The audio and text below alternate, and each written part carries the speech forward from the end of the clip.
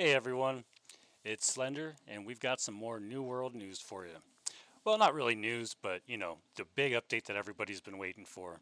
We've got Umbral Shards, we've got Dungeon Mutators, and a bunch of big changes. Can't wait to get into this stuff and start playing. Super, super excited.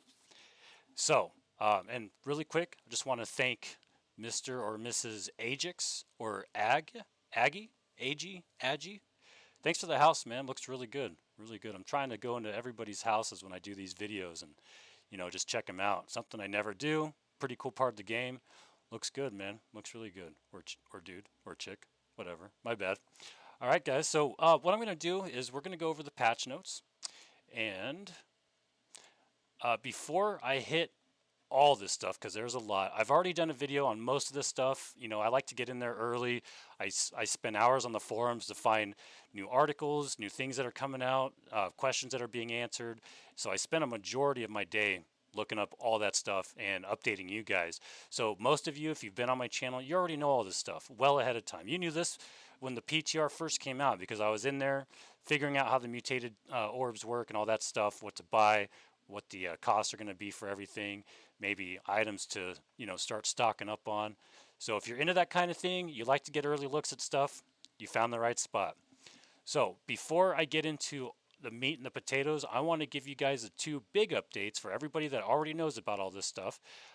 Two big updates that I just found out about that I maybe have missed or just overlooked.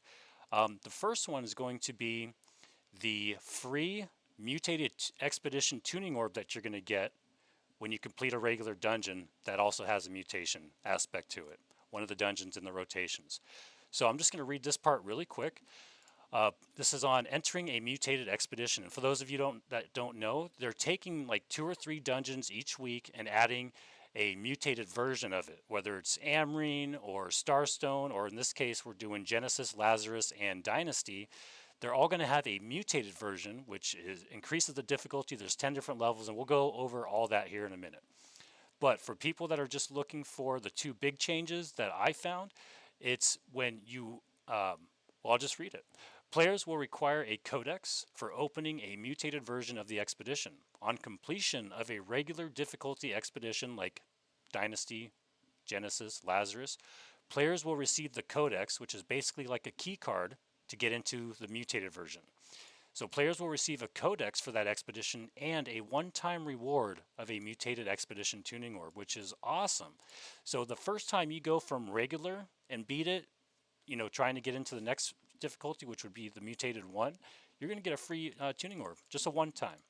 I don't know if this is just a one-time, period, or if each regular difficulty expedition that also has a mutated aspect to it will give you a mutated expedition tuning orb. If anybody knows the answer to that question, please let me know in the comments.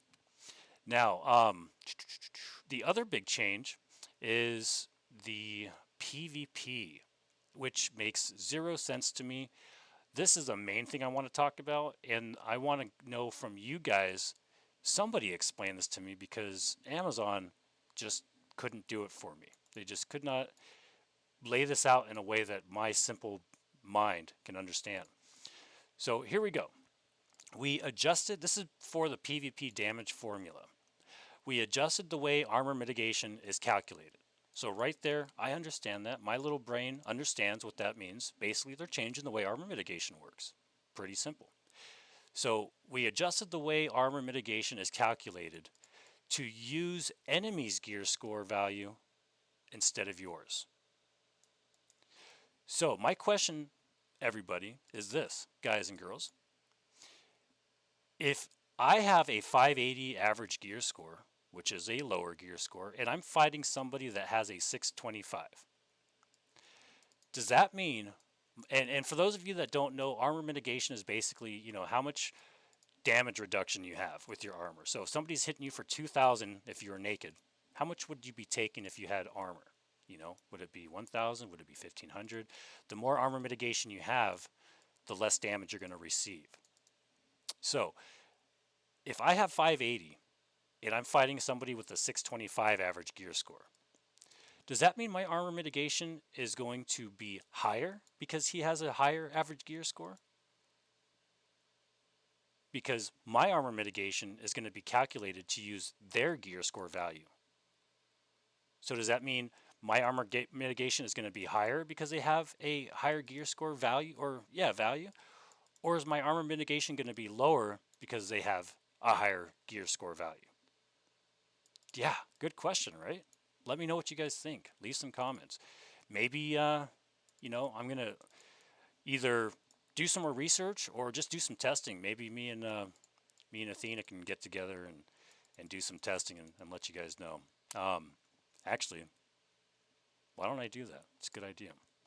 All right, so without further ado, guys, girls, let's get into everything that's going to be changing with this big January update we've all been patiently waiting for. So we are introducing a new endgame feature, Expedition Mutators. Mutators change the familiar by augmenting normal and named enemies found within expeditions, changing the way encounters play out and what strategies players should consider before battle. And as combat changes, so do the rewards. New, bespoke gear and resources can be found, providing additional means to increase your power level. This system is intended to rotate through a unique combination of expeditions and mutations each week, with 10 difficulty levels per expedition mutation. Players will be challenged to climb the ladder, with the aim of eventually reaching the max difficulty. Please be advised that recommended gear score levels for a mutated expedition is important, as it directly factors into enemy scaling, and by consequence, your chances of success.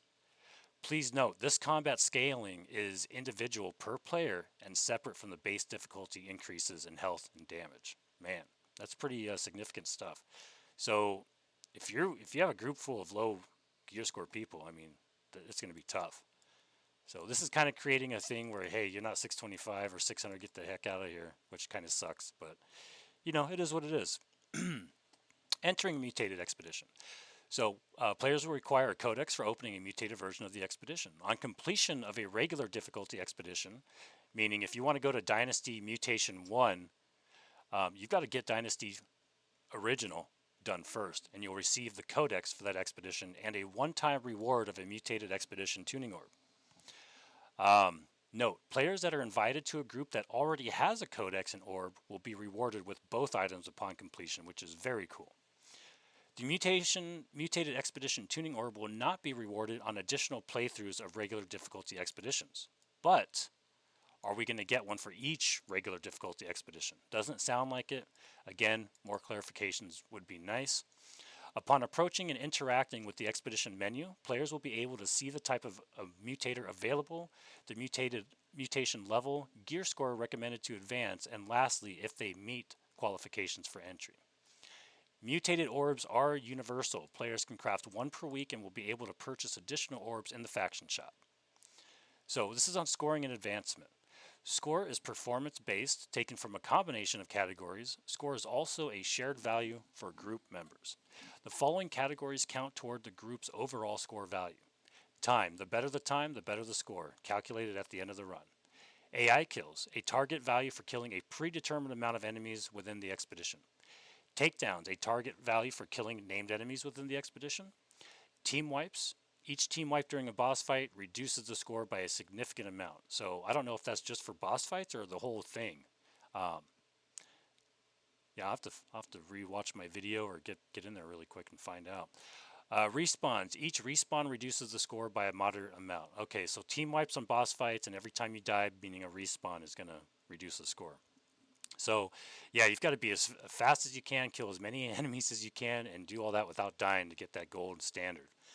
There are also bonus modifiers for run efficiency, minimal respawning and wiping, speed, and taking down all targets. These are calculated at the end of the expedition run. The score ranks are bronze, silver, and gold. Advancement through each mutator difficulty level requires reaching a pre-designated level of proficiency within the highest achieved level. Higher scores mean advancement to higher difficulties, which in turn lead to bigger rewards. Mutation effects. So we have elemental, we have promotions, and we have curses.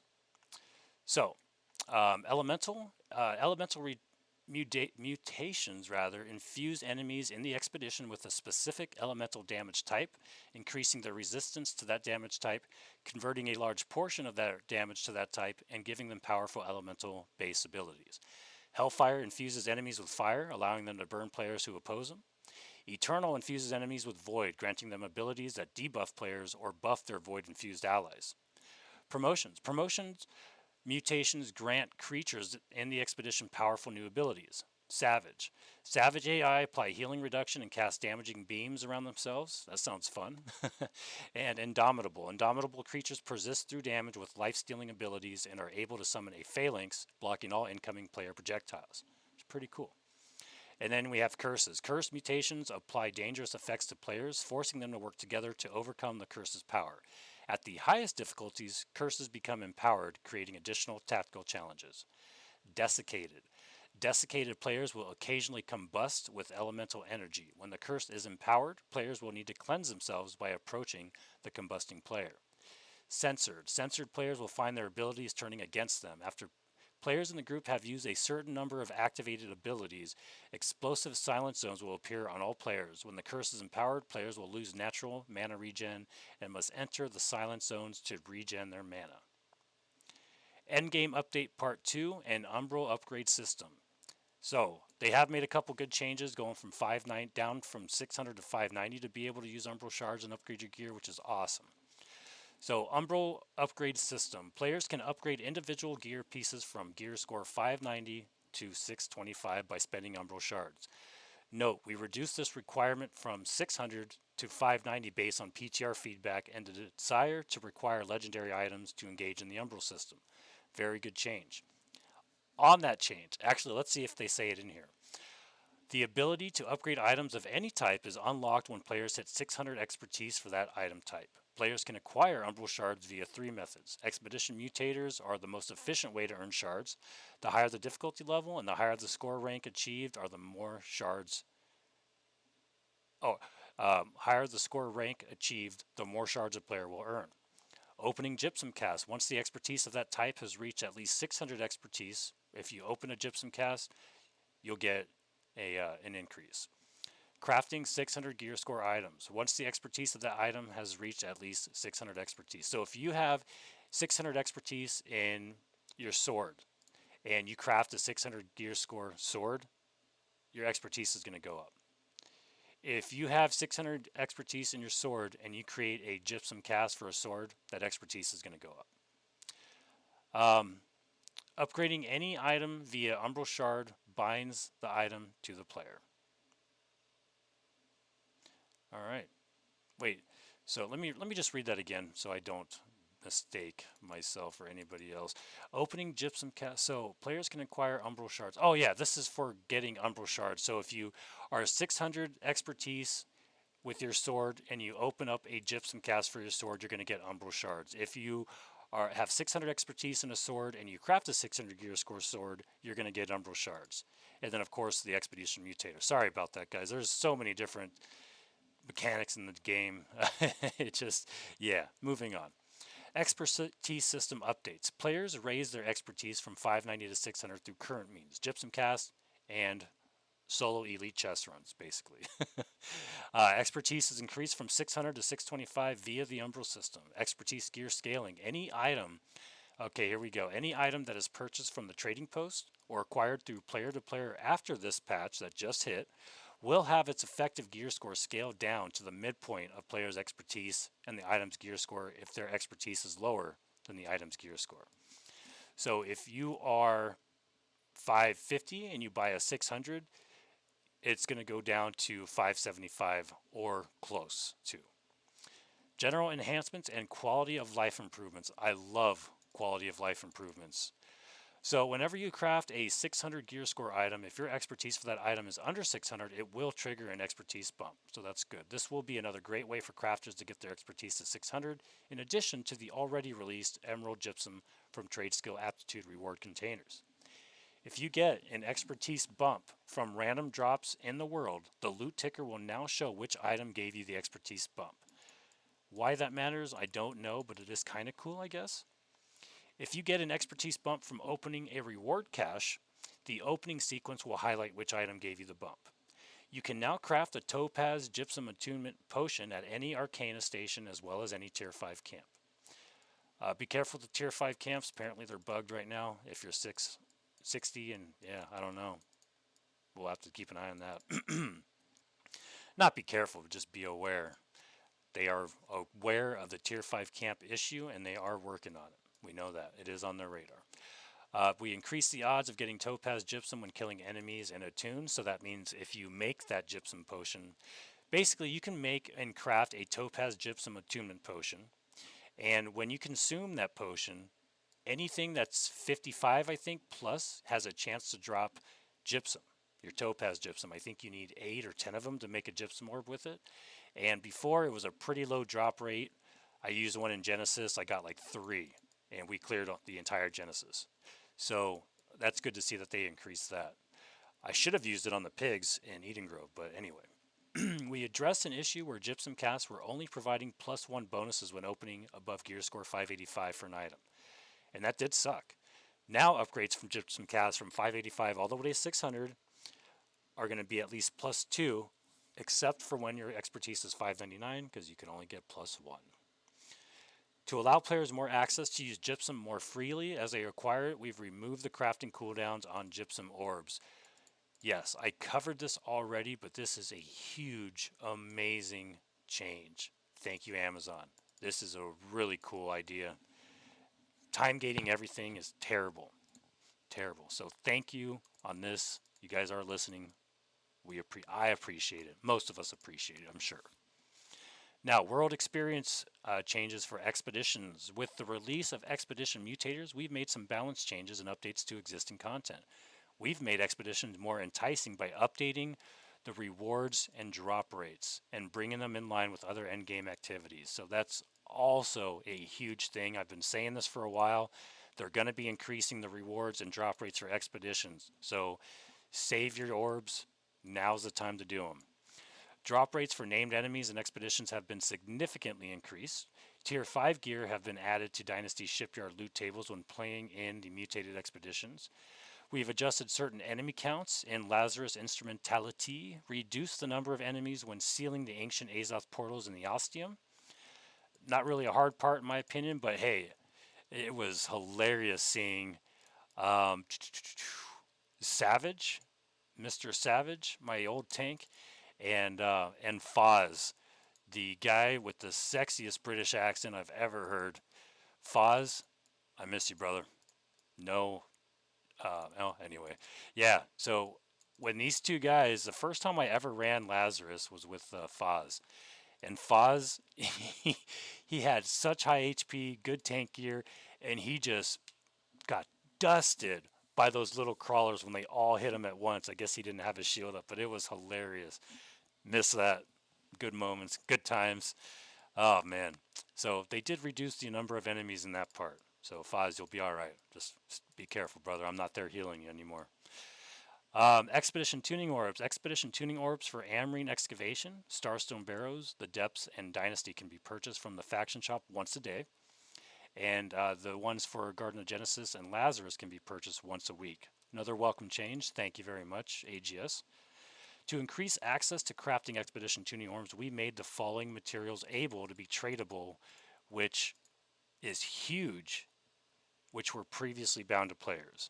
So now Blight Seeds, Corrupted Lodestones, Crystals, Fragments, Shards, Slivers, and Chisels are now tradable. Thank you. Another huge change that we so badly needed. This is amazing. This is amazing. Good stuff. We're going to have some ways to make money again. I'll finally be able to pay off, Nate for that trophy, even though it was an accident. We've made significant reductions to crafting costs for expedition keys, global key crafting changes. This is all huge too. Now I covered some of this, like 30 motes instead of 50, 6 quintessence instead of 10. They took it a step further. People were crying so much about remove tuning orbs, remove this. Guys, if we have no tuning orbs, what happens to stone cutting? I got my stone cutting to 200 to make tuning orbs, and I was excited about it. Let's keep, you know what? This is not the place. I don't want to cause debate. Let me know what you guys think in the comments, though. But I definitely agreed that the tuning orbs were way too expensive. I don't think they should be taken out completely. That's just my opinion. This is subjective, not the end all say all. I think tuning orbs are kind of cool and kind of sucky at the same time. Again, I'm not cursing. I would say something else. But yeah, this is great. So they've reduced it even more since they got more feedback. So they are listening, guys. They are listening. All right. Mucho, take it easy. Reduce star metal chisel coin cost down to 150. Reduce orichalcum chisel down to 200, and reduce osmodium chisel down to 250. So almost half for two of them, almost half for one of them. Eternal Hearts reduced all elemental motes to craft, now cost 10 of each instead of, well, it was 50, but instead of 30 from the PTR. Elemental Heart reduced all elemental mote cost to craft, now cost 10 again, down from 30, originally 50. So huge changes. Undying Heart reduced all elemental quintessence cost to craft, now costs 2 of each quintessence, down from 6, which was originally 10. So another huge one. And for all of these orbs, we've got Dynasty Tuning Orb, reduce the amount of corrupted crystals, now down to 1 from 2. Dynasty Tuning Orb, Obsidian Void Stone, down to 8 from 10. Lazarus only requires 1 corrupted lodestone instead of 3, and so does Genesis instead of 2. Mutated Tuning Orb changes from the PTR. Reduce the amount of runestone required to craft, now costs 5 instead of 10, so that's good. Reduce the amount of powerful gemstone dust, now 5 instead of 10. So we're going to need 15 pristines instead of 30. So pretty significant change. I still hope the price goes up for the pristines. I'm about to find out. Reduce the amount of chisels required down required to 1, down from 2 for this mutated tuning orb keys. So fast travel costs. We've heard your frustrations with the cost of fast travel, and this release includes an update that dramatically reduces the distance factor in the amount of Azoth required for each trip. Accordingly, the faction control point bonus associated with fast travel now reduces the distance factor to 0. Fast travel shines have been unearthed. So basically they added fast travel shines for all the different dungeons, which is really cool. And I mean, I don't know, people keep saying, oh, this really looks like they're going to add mutations to all the dungeons. Well, guys, that was the plan from the get-go. Of course they are. Open world. Fix an issue with the following elite strongholds not consistently applying the appropriate affliction to players that enter visually afflicted areas. Mangled Heights, Mines, Murkgard, Malevolence. Siren's Stand, revise chest placements of several elite chests to be closer to their associated named enemy. AGS, listen up. You can't keep us down. We're going to cheese the crap out of those no matter what you do. All right? But keep trying because it's fun putting out new content on how to do this and how to do that. Now, seriously, that was a joke. Yeah, my bad. Mangled Heights, slightly moved 1 elite chest at Mangled Pox Gate. Well, thank goodness for that. Notable fixes. So they fixed the spelling for player-facing name of Eridanus, fixed an issue with Windsward Patrol faction missions, not displaying incorrect values, added a fix to prevent duplicate objectives from being given to players. Yetis converted from Elite Boss to Elite after the Winter Convergence event. Added enemies to an abandoned campsite in Restless Shore. Increased spawn times to level 35 plus points of interest to account for longer time to kill enemies. Fix an issue found in the public test realm where a tree flies into the sky after being chopped down. Fix an issue where the Disciple of Order only spawn once in Merc. Decrease some load times. Fix an issue where... Why don't you guys decrease all of them? Come on. Fixed an issue where a fence was not rendering for all players in Weaver's Fen. Removed a small patch of invisible water in Everfall north of Orion that can slow player movement or cause a player to drown. That makes me laugh every time I read it or think about that. Fix an issue with an elite chest clipping through Orichalcum Vein, making it difficult to loot in Murkgard. Fix various fixes to gatherables and vegetation below or inside World Collision, and fixed holes in World Collision. Various fixes to holes in World Collision. So, man. Oh boy, we got a lot to go. But that's okay. All right. AI. So bears, they increase the hit volumes for bipedal bears so that players can move more consistently. Oh, so that players can more consistently damage them. Skeletons, reduce the amount of health that skeletons will revive with from 70 to 40%. Villagers, reduce the amount of healing that is granted from villager potions from 35 to 20%, and increase the cooldown on the potions for said villagers. Varengian Knights. The Varengian Knights celebrated the winter convergence by laying down their weapons and painting them to match the color of their armor. Tendrils. They basically reduced or nerfed the crap out of the tendrils. Corrupted and Angry Earth. Reduce damage of sweep attack by 40% and the frequency of this attack, but increase reaction to a knockdown. Increase or reduce damage of stab attack by 50% and remove stagger reaction. Reduce damage of thrash attack by 40%. Reduce damage of projectile attack by 50% and remove stagger reaction. And the Swamp Beast Arena boss fixed an issue preventing this Swamp Beast from properly consuming minions. Expedition AI. So Garden of Genesis, they fix an issue preventing enemies from despawning after failing to defend the sapling. Alluvium Marl removed the unintended ability for minions to apply a debuff against Alluvium Marl on their death. And Blighted Greenskeeper reworked the VFX on the Blighted Greenskeeper to be more visible. Combat. Mutator perks added. This is some pretty cool stuff. So weapon perks. Flame Attunement, Frost Attunement, Arboreal Attunement, and Abyssal Attunement. Basically, the Flame Attunement is going to give you additional 15% weapon damage as fire.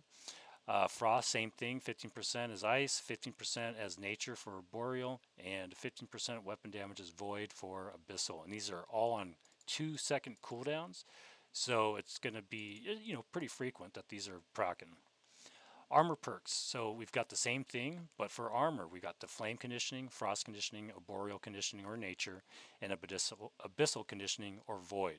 So basically, after being hit with any of these abilities, or fire damage, ice damage, nature damage, and void damage, we're going to gain 4% of that relative absorption for 5 seconds. And each piece of armor with this perk increases the potency of the effect. I'd like to see more on that.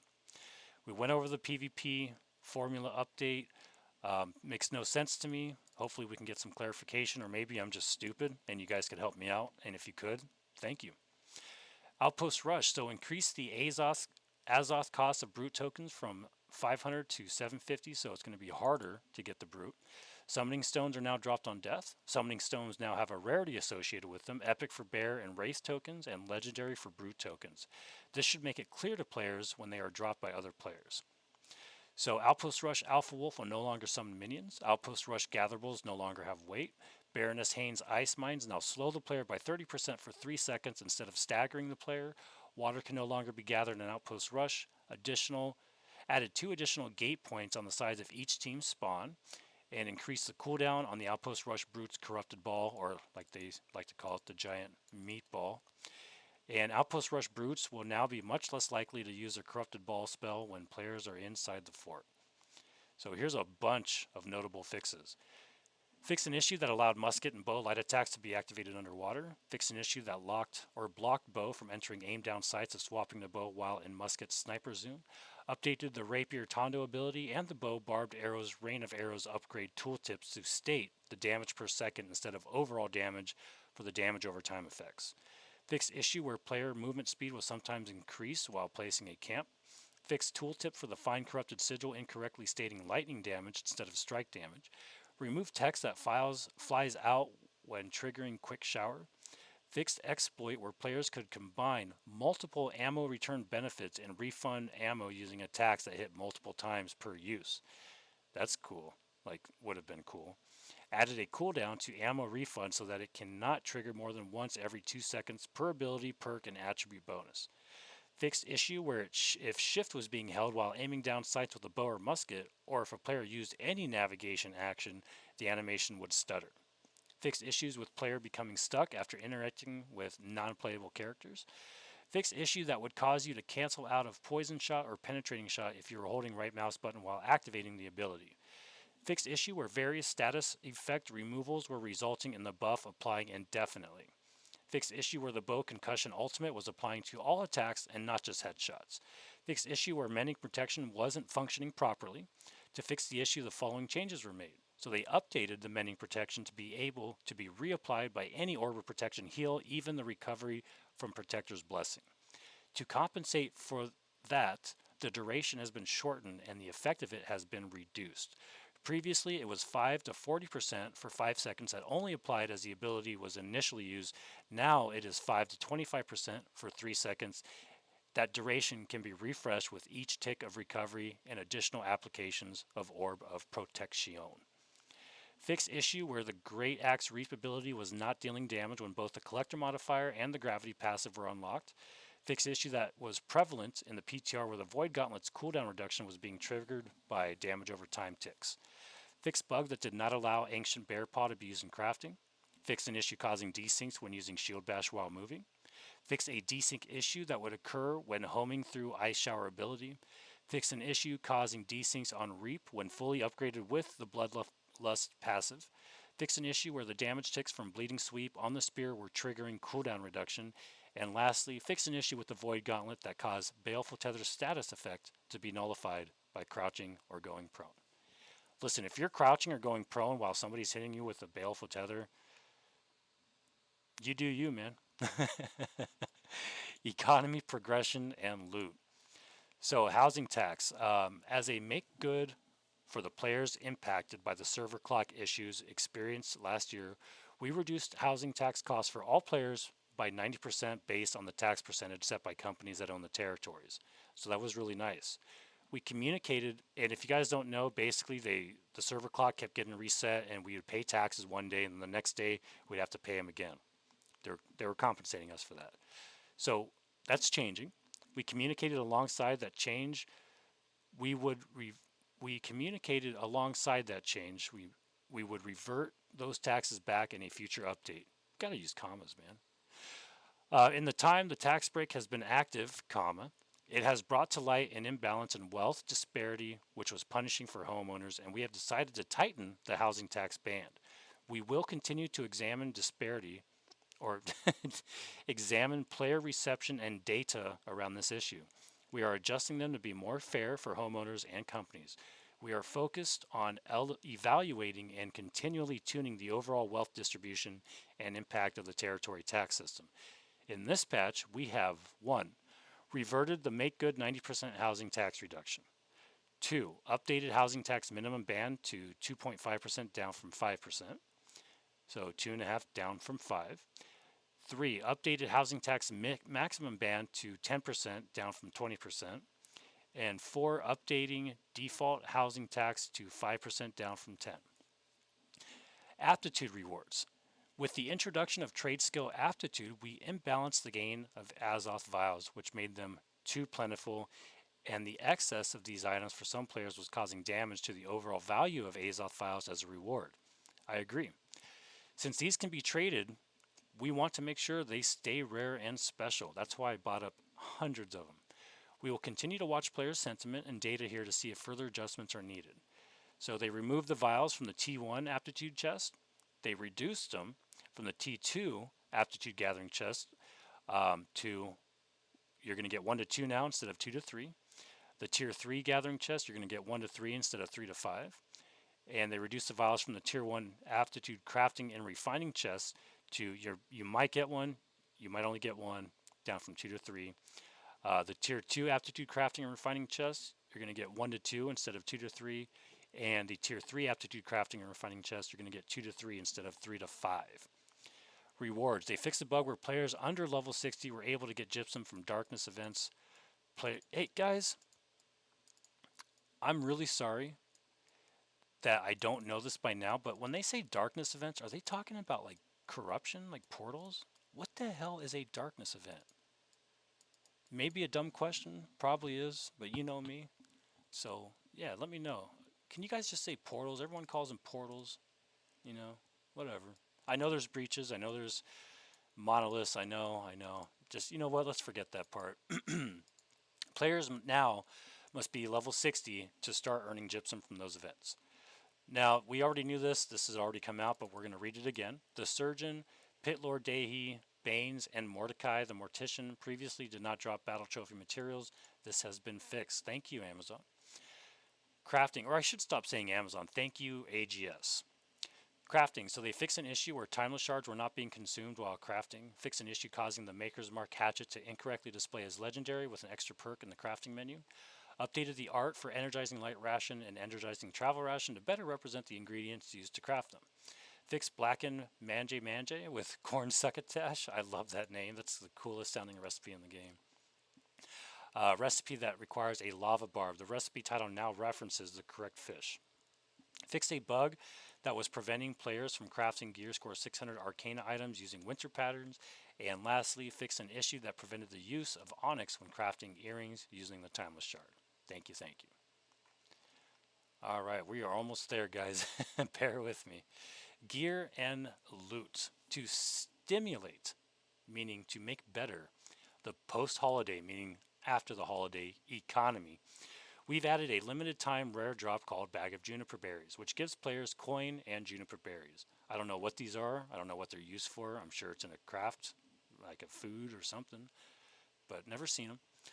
It has the potential to reward between 50 to 150 coin per acquisition, and you can only find 3 per day. They fixed an issue where Rothard alligators were dropping an excessive amount of rawhide. They fixed an issue where certain 600 gear score named items were increasing your expertise. Where the Lazarus bow had less dexterity than other bows at its tier and gear score, it now has an equivalent amount of dexterity. Fixed the earring pedal that could not be repaired. Fixed Egwene's cloak to stretch with certain animations. Fixed the Dynasty Shipyard Mutator ring to display an incorrect name and description. It now displays the proper name and description. And they fixed an issue preventing players from socketing gems into Mutator accessories. And last but not least, fixed an issue preventing players from socketing gems into the old ring, old earring, and old amulets. Progression. They sped up the leveling for mid-game levels of 23 to 45 by 20%. Because they saw that mid-game leveling was taking a bit too long and did not match pacing of the content we had. Now, Expedition Tuning Orbs. So, we already went over this. The chisels, fragments, and everything are now tradable. They can be crafted once per week and also have been added to the faction shops and can be purchased once per week.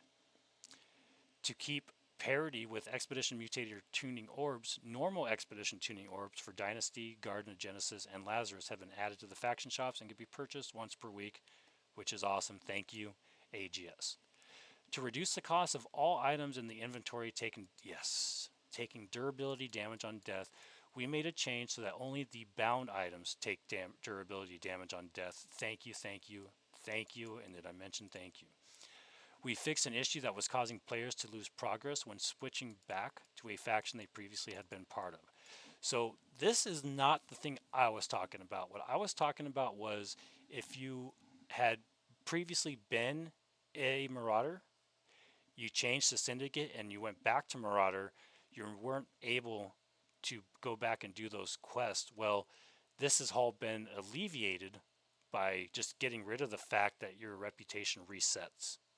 So since the reputation does not reset anymore and you keep your progress that you had previously when you were previously a part of that faction, you don't have to go back and do those reputation quests. And if you didn't do those reputation quests before, they will still be there when you get back because everything will stay the same.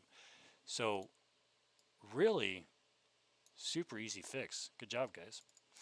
Now when players switch back to a faction, they will retain their faction rank reputation as well as the balance of their tokens. This next sentence, I don't want to read it. Unfortunately, we cannot restore players to their previous state for players who switch back to a faction they were a part of prior to this update. Wah, wah, wah. So, UX, UI, and social. Game entry navigation assistance added to the game. This system will help visually impaired players enter the world of Eternum through voice narration of some of critical steps needed to create a character and get to the starting beats. That's awesome. Awesome. So anybody that's visually impaired, that's good news, man. Good news for you guys. Glad to see they're looking out for y'all. Definitely. A lot of people don't even take that kind of stuff into consideration. Looks like AGS does, so that's really good. And I'm really, really happy to see that. That's probably one of the coolest changes I've read so far because I work with hearing impaired folks and, there's a lot of things that a lot of people just don't think about. There's so much stuff that is just so much harder. You know, you obviously, if you're visually impaired, you can't see as well. Obviously, that's going to create some issues. Obviously, if you are hearing impaired, you don't hear as well or understand as well, which is the main thing. But there's so much more to it that people don't know. And this is just in a video game, really good to see. Kudos, you guys. That's awesome. Remove the ability to give gold to individuals outside of the player to player trading system. Added a new loading screen tooltip to help explain how the strong against and weak against mechanics work, which is also really cool. I love reading those tips. Always have in every game. Players must now play the game for a minimum of 2 hours and have owned the game for a minimum of 72 hours before they can use chat. This should help eliminate some of those pesky gold sellers. Yeah, a little bit. In-game store. Decor packs now display number of furniture items included in a pack. Store items can now simultaneously display that they are on sale and that they are available for a limited time. And currency symbols now correctly display in all regions. Trading post. Fix an issue that caused the trading post sort by time function to function incorrectly. And my favorite fix here for the trading post. Inventory should no longer scroll back to the top after closing the sell window, whether you sell or cancel on the trading posts. Hallelujah. Thank you. All right, so we just have one more list of things and we're done. Notable fixes. Fix an issue where group chat could break after exiting a house. Again, Sirius Mercury is going to appreciate that. Fix an issue where companies who own more than one territory were not getting merge reimbursements. Companies are now compensated depending on the number of territories they own rather than a flat amount. That's good, although I don't think big companies need money, whatever. Fix an issue where Outpost Rush reward screen would only show one reward even if multiple were awarded. Fix an issue that sometimes caused corrupted breach icons to not appear on the map. Fix a bug that caused a territory standing upgrade UI to stay on screen even if a player starts a trade while it's visible. Fix an issue that sometimes caused items to not appear repaired after a player repairs all. Thank you so much. That's very annoying. Got to take it out, put it back in. Fixed a bug that sometimes caused the incorrect items to trade when trading from a split stack. Adjusted void gauntlet icons to match the gauntlet's model color. Fix a number text overlapping issue in the UI. Fix an issue with sorting by time on the trading post. Issue causing some timeless shard icons to display the incorrect weight. Fix a bug where Eternal Pool Arena Boss music could be heard right outside of the Eternal Pool area. Fix a bug where sounds were not always playing at Navarro's kitchen. Adjusted the way mission tooltips dock. They now dock to the side of the tiles to make it easier to read detailed info on missions. That's pretty cool. Added a sound for when players capture points during an outpost rush. Fix a bug. Actually, that's pretty cool. That's going to be nice. Now we know when we have to actually go run over there and take it back. Fix a bug where players cannot always hear Snap the Wolf when accepting the Snap's Blessing quest. Fix server crash that likely stemmed from territories abandoned by their governors. Fix a discrepancy between server, client, and system clock timing in war declaration screen. And fix an issue where the map was reporting that there was an upcoming invasion when there was actually an upcoming war. So, whew, that's everything. One quick note on recent events pertaining to my channel. So, I know a lot of you guys are wondering, I'm going to put out a second video on the whole trophy scandal. I know a lot of people are interested. I've been getting messages about it. How did it turn out? Did you end up getting dude back his money? Again, I just want to emphasize that this was a complete mistake, an accident, and I'm actually going to actually got a hold of him already, just waiting for a response to see if he would rather have me just, compensate him in real life, or in the game, because in real life it would be much quicker. You wouldn't have to wait as long. So, not trying to get out of anything, just saying. And more importantly, actually that's important to me. That's important to me. It's important that I show that I'm not a bad dude, although that's subjective, But I'm really not. It was unintentional. But another important thing is one of my comments, I recently got a little butthurt by somebody telling me that it was the second loot luck video was also clickbait, and he was expressing his grief that, I said, hey, I'm going to fix this. It's not going to happen again. And then here I go. I do it again. I'm going to answer you right now. in voice, so you can hear it in my voice. Um, I do have an emotional connection to this channel. I do get excited about material I put out. I get excited about every video I do, and I hope it shows in the videos too. I want my stuff to be informative. I want it to be legit. I want it to not be clickbait. And I want to apologize to that person because I did get a little butthurt. I didn't say anything mean, but I was kind of snappy, like, well, if you would have looked, I did change the title. I did change the thumbnail. I didn't mean to come off like that. That is not my intention. That is not what I'm here to do. I ask you guys to give me feedback, and that's all he did. Is he watched the video? He said, hey, this is still clickbait. Fix your bullshit. And, oh, do I have to re-edit this? Fix your stuff like you said you would, because we don't like it. And that's exactly what I asked you guys to do. So, dude, I'm sorry. Continue to give me feedback. I really do appreciate it. And that's it, guys. Thank you so much for watching. Going to be staying up on top of all this stuff. This has already been an hour-long video, so I'm just going to say, take it easy, guys. Have a good one. Be safe out there. Don't get that Rona.